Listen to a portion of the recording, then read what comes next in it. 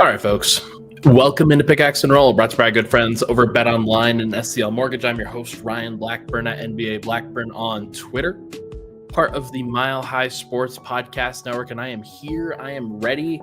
Not a lot of sleep last night, obviously. I got home at, like 1 o'clock. Ultimately went to bed at about 4. As the Nuggets, they lost in what was a very brutal way to lose. Final score 140-139, a double overtime game. And if you didn't have a rooting interest in that game, then it was clearly an epic performance on both sides of the floor. You see a 60-point triple-double. You see Anthony Edwards turning into Michael Jordan in the second half. And just an unfortunate thing for Denver, because they do, and Nuggets fans do have a rooting interest, and one of those teams had to lose, and the wrong team lost last night. That was just a brutal way to go, unfortunately. And there's a lot of reasons why it happened. The most notable reasons involved Russell Westbrook.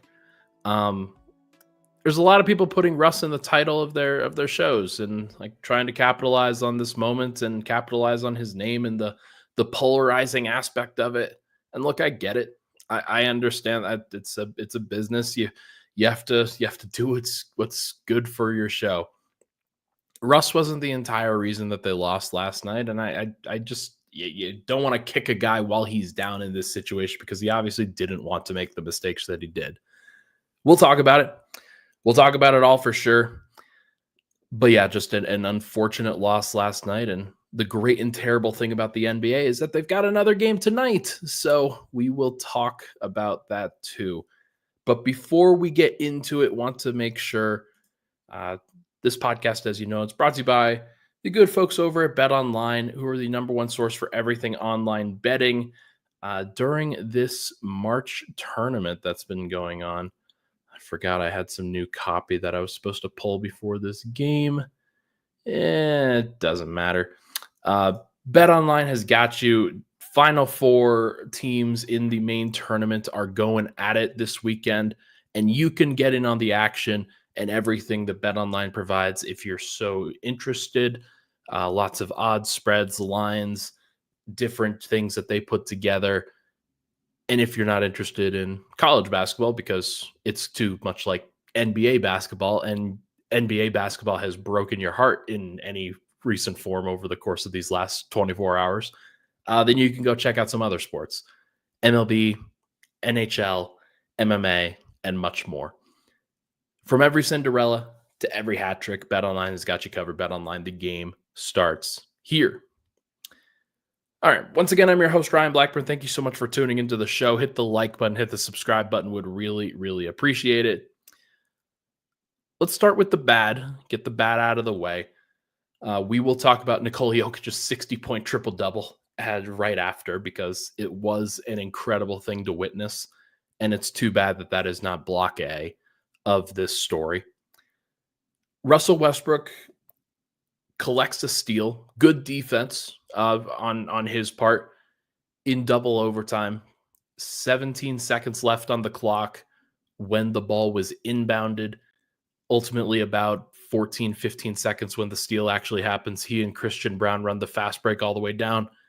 There was a discussion as to whether he should have pulled it out and run some clock in that situation. I don't know. I think for me personally, the right call was to pull it out and to try to burn some more time. That wasn't ultimately what happened, and I can understand why. Most everybody in that media room was talking about how it was the right call to go get the layup. And the players as a whole in the locker room were talking about how it was the right call to go get that layup. It's a 2-on-1 fast break. Probably not going to get a better shot than that. You have an opportunity to go from 1 to 3 points. You just got to deliver. You just got to get it done. And Christian delivers the ball a little bit early to Russ. Russ a little bit out of control. And he just short shots the layup. Very frustrated in that moment. A little bit slow to get back down the floor. Anthony Edwards gets the ball on the other side with about 5 seconds left to go, drives the lane, tries to get in there.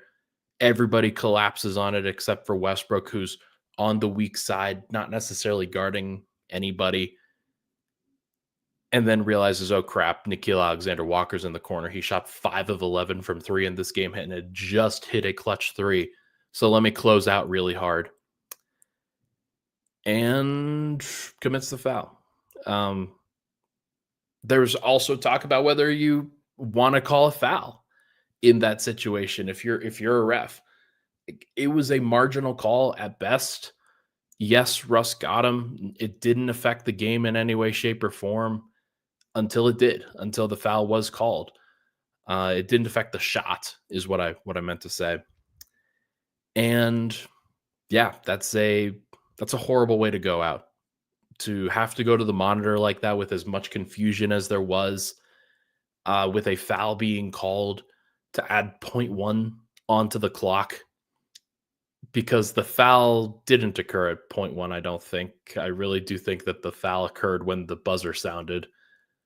But they called a foul, and I'm curious to see. The last 2-minute report is not going to change. Like, they're certainly going to protect their own referees. That's what it is. But yeah, just a bad decision to close out that recklessly. And Russ, unfortunately, just has always been a player that has done everything at 100% full speed and can get a little bit out of control at times. And this is probably the worst possible example of Russ being too out of control in a clutch situation. Look, you feel for the guy because he's trying to do the right thing. He's trying to make the right play. This is a story of his entire career, I would say. And it's an unfortunate story to have to tell, because Russ has been a great player in this league for a long time, has made a lot of great plays, has made a lot of hustle plays doing the exact same thing. But unfortunately, as his career has started to wind down, the situations that he was in with the Clippers, with the Lakers, not really with the Wizards before that, but with the Rockets, in these situations, Russ has become a little bit more untrustworthy for whatever reason. Things just happen to him. Bad things. It wasn't his fault entirely. Like, Jokic just missed a free throw, and it would have been nice for Denver to be able to play prevent defense on the 3-point line and be willing to concede a 2. But they couldn't do that because they had to scramble to prevent a 2 because they're only down by 1. That's hard to blame the guy that had 61. So I'm not going to do that, I promise. But it is just brutal. Denver didn't have a lot of other options last night. There was a thought of going to Jalen Pickett. Pickett played pretty well. He got the start last night. I can understand Nuggets fans wanting to go to him in that situation, but the Nuggets did need somebody else who could create at least a little bit. Jokic was doing just about everything. And I don't know, like, you guys should know how the NBA works by now. Russ gets to close in that situation. Russ is a 17-year vet. He's somebody who is extremely valuable to the Nuggets locker room. And they had his back to a man last night. Christian said he wanted him to take that shot 100 times out of 100. Jokic said he had good intentions on the contest. He didn't try to commit a foul. It just happened. It's basketball. And so they have his back. It's very clear. It's very clear. But he also screwed up, and it sucks. And that is what happened. So, look, I don't know what the ramifications are going to be from this. There was somebody that I saw last night compare this to the Devontae Graham shot that the San Antonio Spurs hit to basically eliminate the Nuggets from the 1 seed. It does feel like that in some ways, but this was way worse because you're losing to this team, sixth time in a row. that you're losing to the Minnesota Timberwolves. It felt like you did enough to get it done, and then something happened. Something just you couldn't explain it. Um, yeah, just a morose feeling for everybody in Denver, and I'm very curious to see whether anybody can change it over the course of these next couple weeks. How does the feeling change? How does the feeling shift? How does Russ bounce back from this? He's a 17-year vet. He's got plenty of experience bouncing back from low points in his career. But this is also potentially a watershed moment for the Nuggets and for Westbrook with the Nuggets because it has been so positive up until this point. This was really the first genuinely true Russ lost the game kind of moment. And nobody's going to nobody in that locker room is going to say that. Like they're all going to have his back. It is what happened, unfortunately.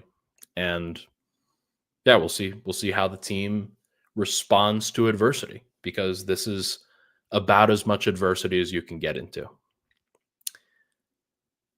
All right. Let's talk about Jokic. We're going to do that for about 6-7 minutes here, and then we'll hit another break. Jokic was unbelievable. There's no doubt in my mind that this was his best. Like 61 points is one thing, but just in terms of what he faced in this game, no Jokic or no. God, I'm so tired. Can you tell? Uh, no Murray, no Porter, no Julian Strother even to space the floor. Jokic shot 6 of 11 from 3 last night. Aaron Gordon shot 4 of 8. The rest of the Nuggets shot 2 of 15 because this team does have a spacing issue. I asked Michael Malone how they were going to space the floor without those two guys, Jokic, Porter and Murray. And he's like, just wait, baby. And the answer was outside of Jokic and Gordon, they just weren't going to. That was very clear. It was very funny. Funny. Heading into the fourth quarter, OT, double OT, Jokic just demanded the ball into the post, and the entire rest of the team, outside of Gordon, was just cutting around the paint the entire time while Jokic was trying to make chicken salad out of chicken shit, is the phrase, I think. But it was a masterful performance. Did he foul bait a little? Sure. Did he get the benefit of the doubt on some calls? Absolutely. Was it helpful that Rudy Gobert fouled out after playing just 40 minutes and Jokic got to play another 52? Absolutely. Was Jokic spectacular? Absolutely. 61 points, 10 rebounds, 10 assists, 2 steals. Only 4 turnovers in a situation like that is unbelievable for what it's worth. By the way, Russell Westbrook led the team in turnovers last night. 18 of 29 from the field, 6 of 11 from 3, 19 of 24 from the line. That is a career high. 19 free throws, 24 attempts. Just a spectacular scoring performance when the entire premise for the T-Wolves was basically, we are going to guard you, and we're going to double team you, and we're going to triple team you, and we're going to do what we can to try to prevent a shot. And if we can't prevent a shot, we're just going to pray it misses. And he didn't miss a lot. He was very, very good. Some of the threes that he hit were clutch. Some of the layups and floaters, the footwork was just so good. And then the resiliency. And that's what I asked about to Malone last night. It's just, have you ever coached anybody that has that level of toughness and resilience? And he said, no. He's coached a lot of great players. He said Nikola is at a whole nother level. And it's funny.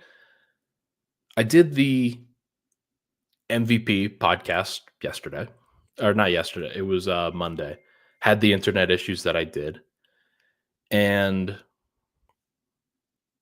yeah, just pretty funny to see that age the way that it did. Because yeah, Shea is probably going to win another MVP.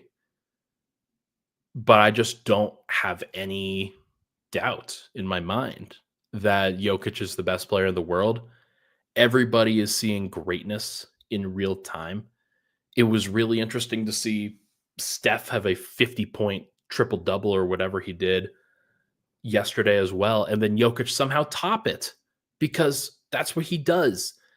Whenever you feel like there is a ceiling to what he can provide, he exceeds it. And the fact that he was able to make that happen was insane. The fact that he was able to do it while Christian was cutting and running and doing the good things and trying to handle, but for the most part, Christian's main job on the offense was to pass the ball back to Jokic. Aaron was able to do some things.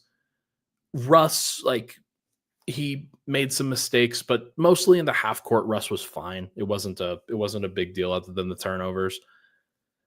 And then Peyton Watson just didn't really take many shots. He wasn't in a situation where he had to shoot. He was mostly in the short corner for much of these situations and not trying to avoid, but didn't take a lot of shots, didn't feel comfortable in a situation like that. And that's how the playoffs might be. That's this is going to be a Herculean effort from Nikola Jokic, I think. And he's going to get gassed very quickly. It's why guys like Murray are very valuable, why Porter being functional and good is very valuable for Denver, because you just need somebody or two players or more players to be able to take some pressure off of Jokic, because that was the most pressure I've seen maybe any player face in a regular season context. I asked him last night, have you ever been guarded like this before in terms of the double teams and triple teams and how often they're coming? And he said maybe 4 years ago. I don't know what that was pointing to specifically. Probably the 2021-22 season when both Murray and Porter were out then as well. But I think this is different. I really do. Before, I think teams, yes, Jokic had won an MVP, but it was different because they were still daring him. They were still okay with him taking shots because he wasn't this level of scorer. He wasn't this level of fantastic. He has reached another peak. And the peak that he has reached, you could probably count on one hand how many times other players have reached this level individually. It's not going to get the MVP done, I don't think. But does that, look, that doesn't explain to me how great he is. I know how great he is. I don't need hardware to show me that. This is the greatest player that I have ever watched in real time. Full stop. All right, let's take a break. When we come back, we'll talk about a little bit of the rest of this game. Has anything in this matchup changed in my estimation? And what happens versus San Antonio tonight? Because there's going to be some rest. We'll be right back here on Pickaxe and Roll.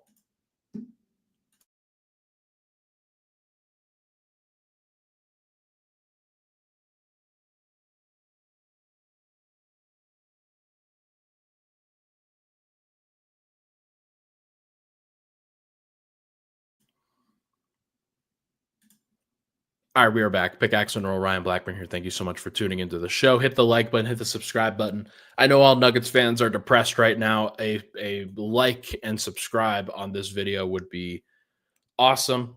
By the way, 2 days from now, we are going to be hosting a grand opening down at number 38 for a new podcast studio that is going up there. You've probably seen it if you've seen me record MHS Today, if you've seen me be on there at all with the crew, with Sean Drotar, Nate Lundy, guys like that, then you'll know that there's a new set that's been going up, and it's actually pretty sick. We've had a great time with number 38 before, and I think that there's a lot of potential here for that being a great new home for Mile High Sports, for podcasting, for shows, for events, for everything that we're trying to accomplish. There's a lot that I think could be taken from that. So if you're in the Denver area, if you want to go check it out, I totally suggest doing so. Just pop over for 30 minutes, an hour, have a beer, do what you want to do. Friday, all day, we're going to be down there, basically starting from like noon, but going to be a grand opening for what is going to be our new home for the next foreseeable future. Also, got to make sure to pay some bills. This podcast, as you know, it's brought to you by the good folks over at SCL Mortgage, who have done a fantastic job with us, making sure that they are putting you in great positions to get a loan. If you're interested in a mortgage loan but are self-employed, if you want to have a new home and need a down payment, if you're looking for a second mortgage, SCL Mortgage, they've helped hundreds of people just like you achieve your dreams. SCL specializes in assisting people with unusual financing needs as well as those that have great credit. If you're interested, contact 303-790-2222 or visit myspecialmortgage.com. All right. Got to give a shout out to Aaron Gordon, who was tremendous shooting the ball in this game. Like, there are certain things that he can't really do anymore from a physical perspective. He had a block, I will say, that, like, I think it's his 11th block on the season. Hasn't had a lot of blocks this year, but his 11th block on the season, and had 30 points, 8 rebounds, and 5 assists, 9 of 15 from the field, 4 of 8 from 3, 8 of 10 from the free throw line. The shot making just keeps coming with him. And I think there is an argument to have him be the third option in this offense. Like, every time he gets an opportunity to step up and shine, he takes it. This isn't to like denigrate Michael Porter, but the number of times that Denver needs somebody to step up in these situations, it really does feel like Aaron Gordon has been the guy to do so as long as he's been healthy and gotten shots. I've been really impressed with the way that he's handled himself. And if the Nuggets are going to win in the playoffs, like, it sounds crazy, ludicrous right now that they can, but they can. Like, this game doesn't change that. If they're going to win, Jokic is going to have to be on all-time great. Murray's going to have to step up and be playoff Murray. And Aaron Gordon's going to have games like this every now and then. It's not going to be every game, but like 38 and 5, he's capable of doing, especially if he gets the opportunity to do so. So I'm curious to see how he handles it. I'm curious to see what the Nuggets ultimately get into with him. But yeah, he's got to be great, and he has an opportunity to do so. I'm definitely hopeful for AG that he's, like, because of the things that he's been like, he's taken off some games. They've rested the calf. They've done everything that they can. He's not going to play tonight. Like, that's a guarantee. They know how important he is. They know how important his health is.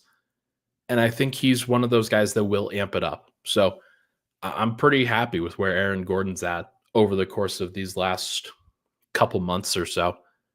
Coming back from that injury, it's been tough. Like, sometimes it's been unreliable, but anytime he's been out there and on the floor, he's given it his all, and the shot making has just been incredible. So credit to AG for that.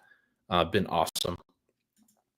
Christian Brown, 18 points, 12 rebounds, 4 assists, 3 steals. He was the primary defender on Anthony Edwards last night for a lot of the time. And there were some good moments against Anthony Edwards. Like, the first 3 quarters, I think Ant shot like 3 of 11 or something crazy. And then, it's funny. Like, Ant he's a great player. So there was always going to be a reason why he started up, why he started getting going. When he missed a free throw in the middle of the third quarter, late third quarter or so, Nuggets game ops, like the game operations team, whoever runs the soundboard for the arena, decided to do the womp womp like sound effect. And they did it twice. They didn't just do it once, they did it twice. And it got me thinking, like, of all the players that you don't want to poke the bear heading into a competitive third quarter or a competitive fourth quarter, it's probably Anthony Edwards. Like, He's one that you don't want to get under his skin and give him any extra reason for motivation. Game Ops has had a tough year this year, I'll say. Um, that's just like it's a detail thing. You don't want to give anybody any reason to be more motivated for your team. And like they made it happen. But yeah, Christian was good in this game, but he was also passing up a whole bunch of 3-point shots in that fourth quarter and two overtimes. He wasn't confident with it. Again, 8 of 14 from the field, 1 of 6 from three, 1 of 1 from the free throw line. He was 7 of 8 on twos and 1 of 6 on threes. He was plus 12 in this game in 53 minutes. So it's not like they lost the game because of what Christian couldn't do, but they needed more spacing. Simply, like quite simply, Jokic and AG were able to shoot. The rest of the team was 2 of 15. They need more from their other guys, and they just haven't really gotten it. Christian has shown the propensity to hit key shots in key situations. He didn't do it in this game, but he did help them get to the end. And again, they should have won. No doubt about it. Denver also tried a bunch of unique things in this matchup without Murray and Porter. It reminded me of you guys remember the Memphis game that Denver played back in 2022, the 2022-23 season or maybe, it was actually December 8th, or December 20th of 2022. I said to somebody that it was November, but that was a bad thing. It was wrong. When Murray and Porter didn't play in Christian's rookie year, and they decided to play against Memphis, who was the 2 seed at the time, or the 1 seed. It was one of the two. Jokic surrounded by 4 guards and wings that could switch and guard. It was Bruce Brown, Christian Brown, KCP, Aaron Gordon. And this kind of reminded me of that. Yeah, they started Jalen Pickett, and Jalen played pretty well. But with Russ out there, with Christian, with Peyton, with Aaron, in theory, those should be your 4 best all-around defenders. Guys who can hustle, guys who can run a scheme, guys who can switch and be athletic and guard and do all these different things. And Denver was able to do some fun things, like Peyton Watson guarding Rudy Gobert. And then they actually switched Jalen Pickett onto Rudy Gobert on several occasions, and Rudy just didn't really have that much of an impactful game. Yes, he had 19 points and 12 rebounds, but Rudy was a minus 10 in this game. Mike Conley was a minus 22. The main starter minutes that the Nuggets played were actually just fine. And when you're able to switch a small onto Gobert and have them in rebounding and shot blocking position, and if it's Peyton Watson, he can be a shot blocker. If it's Jalen Pickett, he can put a body onto him. I thought that the game plan in this game was really good from Denver. I thought that Michael Malone and Ryan Saunders and everybody that was kind of involved with it from a defensive perspective, I thought they did a pretty good job. And it's unfortunate that it didn't end in a victory, because there were some fun things that you get to talk about from a defensive perspective in this situation. Peyton Watson had 4 blocks and was rim protecting up a storm, especially in the first half. Yeah, it's one of those things that will get lost because of the way that this game went. But I thought that Denver's, like, when you're able to go smaller like that, I thought Jalen Pickett acquitted himself pretty well. He didn't close over Russ. As it turns out, probably the wrong call, but I can understand why Russ was closing in that situation over a second-year, second-round pick. Completely understandable. But yeah, just the way that Denver was able to guard against Rudy, they had Jokic guarding Julius Randle a lot of the time. Randle was good. He finished with 26 points, but on 22 shots, and was only a +1. Like, he had 4 turnovers. It wasn't perfect. Did he get some buckets on Jokic? Sure. Did he get some key misses and turnovers while being guarded by Joker? Sure. So, interesting thing to have happen. Didn't ultimately work out for the Nuggets. Um, I think that this is going to be one of those so. Did anything change with this matchup for me? No. I think that Murray is a weakness on the defensive end of this matchup. He's also overwhelmed physically in this matchup a lot of the time. Denver's going to get run down in this matchup. Porter doesn't really have the killer ability to get spacing and to get away from Jaden McDaniels and to free himself up in a serious situation, in a serious way. I don't think that Denver wins this series. Like, there are some folks that, like Malone said, they're not afraid of anybody. And I think if you talk to everybody in that locker room, they'd say, yeah, no, we can win. We can win in that situation. I don't really believe them.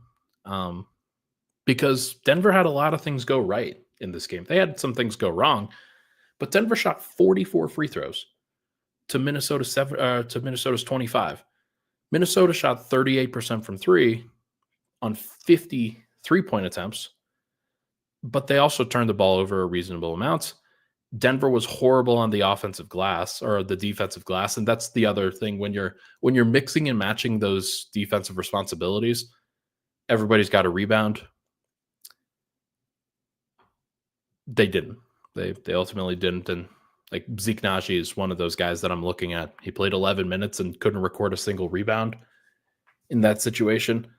That is a tough place to be. Peyton Watson also recorded 3 rebounds in 45 minutes. That's not good enough.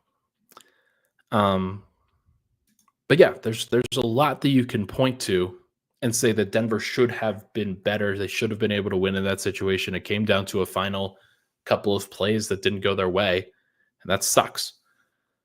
Sucks that they weren't able to get that done. I don't think that Denver's magically going to be better in this matchup when Murray and Porter come back, because Edwards takes pleasure, as does Nickeil Alexander-Walker and Jaden McDaniels, in guarding Jamal Murray. And Michael Porter, I don't think, has had like a lot of capable matchups against this particular team. That might change. Playoffs always bring out a different side of people. But I don't feel any better about this matchup personally. I think that what we saw was Jokic and Aaron Gordon putting together a Herculean effort on the offensive end to keep Denver in it. And then Denver schemed up some good defensive stops that over the course of a playoff series become less and less impactful because Minnesota's more ready for it. Because Denver actually showed some things on film in this last game trying to get that win. Think about how much criticism the Lakers could get for showing a whole bunch of things against the Nuggets back when they blew out the Nuggets in late February. This kind of had a similar feel, but from reverse, where Denver did everything that they could, broke out a variety of different things, different schemes, different ways that they could attack Anthony Edwards and double the ball out of his hands. And I just don't think that Denver has the capability, either the personnel or the energy or whatever, to get over this matchup. I don't think that they have it. I would love to be proven wrong. I've been proven wrong before. And maybe somebody in the organization hears this and is like, screw you. And then they go win this series. That'd be cool. That'd be great. As for tonight, Minnesota, they've earned that one against Denver. San Antonio also played last night. They didn't play as stressful of a game, I'll say that. They lost to Orlando 116-105 in San Antonio. They're traveling to Denver.